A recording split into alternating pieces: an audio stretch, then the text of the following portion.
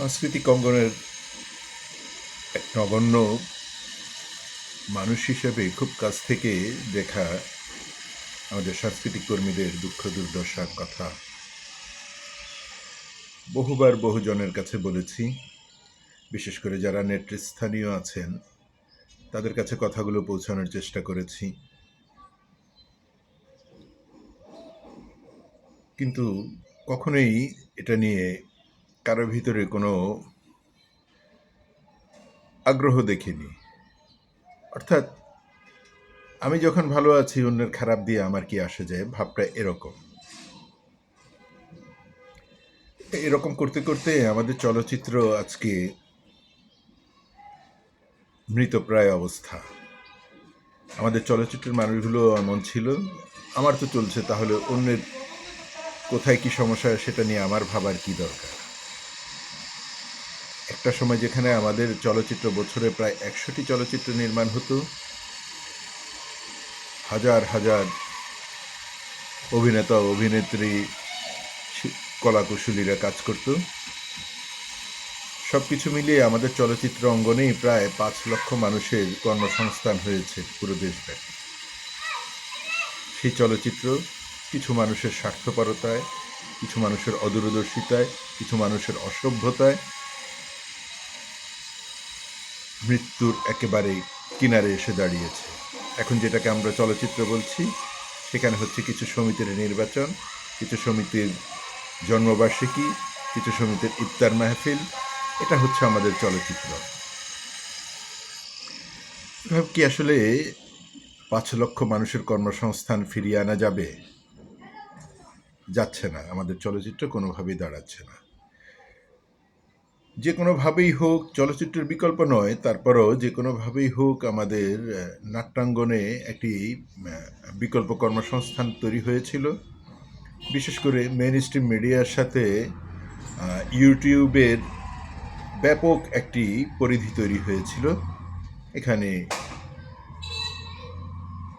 হাজার হাজার মানুষের কর্মসংস্থান তৈরি হয়েছে, এখান থেকে তাদের রুটি রুজির ব্যবস্থা হয়েছে, সংসারের সচ্ছলতার ব্যবস্থা হয়েছে।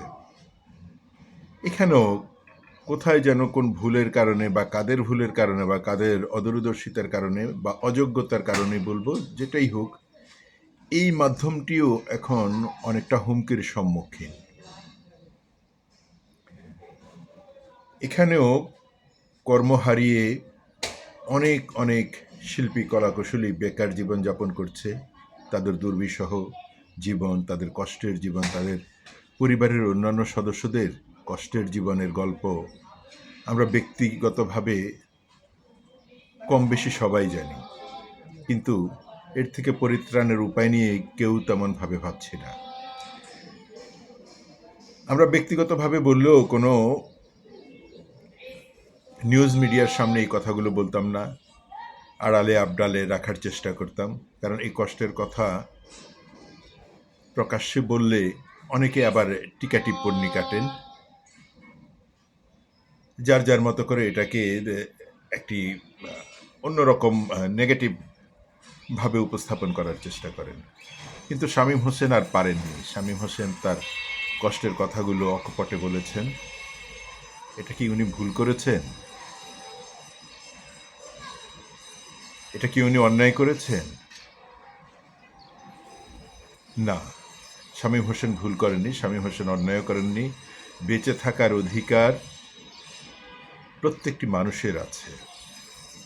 অন্ন, বস্ত্র, শিক্ষা, বাসস্থান, এগুলো মানুষের মৌলিক চাহিদা। এর কোনো একটি যদি অভাব থাকে, সেটার দায় দায়িত্ব রাষ্ট্র নেবে। তারপরেও সেই মানুষটিকে সেই অধিকারগুলো দিতে হবে। শামীম হোসেনের জীবনটা শুরু হয়েছিল অত্যন্ত করুণভাবে, তারপর তার জীবনে হঠাৎ করে সুখ স্বাচ্ছন্দ্য এসেছে, ব্যাপকভাবে পরিচিতি পেয়েছে দেশের মানুষের কাছে, একজন অভিনেতা হিসেবে প্রতিষ্ঠিত হয়েছে। আবার কোথায় যেন কোন ভুলের কারণেই হোক অথবা নিজের অসচেতনতার কারণেই হোক, শামীম হোসেন হারিয়ে যেতে বসেছে। যে শামীম হোসেন একসময়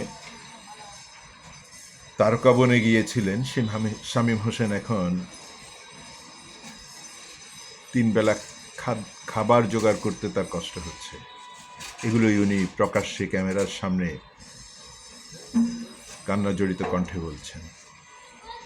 আবার এর বিপরীতে শামীম হোসেনের এই কান্না জড়িত কণ্ঠে আকুলতা, একটি কাজ চাওয়ার আকুলতার বিপরীতে তাকে সমালোচনা করছেন অনেকেই। বলছেন একসময় তো উনি অনেক অনেক কাজ করেছেন, অনেক টাকা কামিয়েছেন, সেগুলো কোথায়? ভাই, রাজার ভাণ্ডারও একসময় শূন্য হয়ে যায়। আপনি যদি বেকার থাকেন, রেগুলার যদি আপনার কোনো আয় রোজগার না থাকে, আপনার কোটি টাকাও একটা সময় শূন্যে পরিণত হয়ে যাবে। শামীম হোসেন কি কোটি কোটি টাকা পেমেন্ট পেয়েছে? সেটা কি সম্ভব ছিল? উনি কি একদিনে 1 লাখ টাকা কারো কাছ থেকে পেয়েছেন অভিনয় করতে যেয়ে? এরকমও নয়। শামীম হোসেন তার ক্ষুদ্র আয় রোজগার দিয়েই তার সংসারটা চালিয়েছেন এতদিন। যা কিছু সঞ্চয় ছিল সেগুলোও ভেঙে ভেঙে হয়তো চলেছে।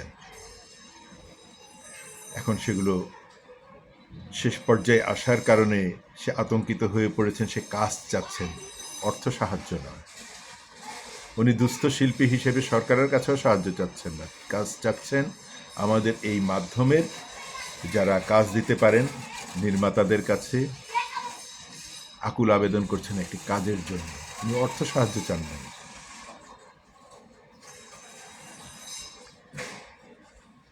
একটা জিনিস মনে রাখবেন, একজন অপরাধীরও বেঁচে থাকার অধিকার রয়েছে। 3 বেলা 3 মুঠো খাদ্য তার মুখে তুলে দেওয়ার দায়িত্ব কিন্তু রাষ্ট্রেরই। যিনি অপরাধ করে জেলখানায় যান, চরম দাগী অপরাধী, এমনকি ফাঁসির অপরাধীকেও ফাঁসি হওয়ার আগ পর্যন্ত রাষ্ট্রই সেই জেলখানার মধ্যে তার খাদ্যের ব্যবস্থা করে থাকেন।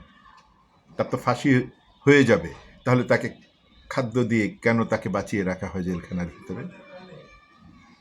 শামীম কি সেরকম দাগী কোনো অপরাধী?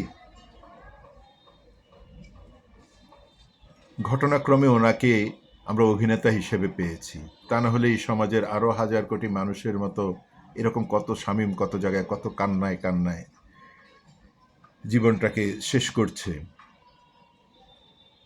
আমরা জানি না। একজন অপরাধীর যদি খাদ্যের ব্যবস্থা সেই জেলখানার ভেতর হয়ে থাকে, শামীম কেন একটি কাজের আবেদন করলে সেটা নিয়ে আপনারা হাসাহাসি করছেন, ট্রল করছেন? শামীম তো অবশ্যই ভুল করতে পারে, মানুষ মাত্রই ভুল হয়, প্রতিটা মানুষেরই ভুল থাকে। আমাদের বড় বড় তারকাদেরও ভুল আছে, তাদেরও তো কলঙ্কিত কত কাহিনী আমরা প্রকাশ হতে দেখছি। যারা লাখ টাকা পেমেন্ট নেন তাদেরও অনেক ভুল ভ্রান্তি আছে। তাহলে শামীমের অপরাধ কোথায়? বরং শামীমকে একটি কাজ দিয়ে সাহায্য করুন, বেঁচে থাকার জন্য সহযোগিতা করুন।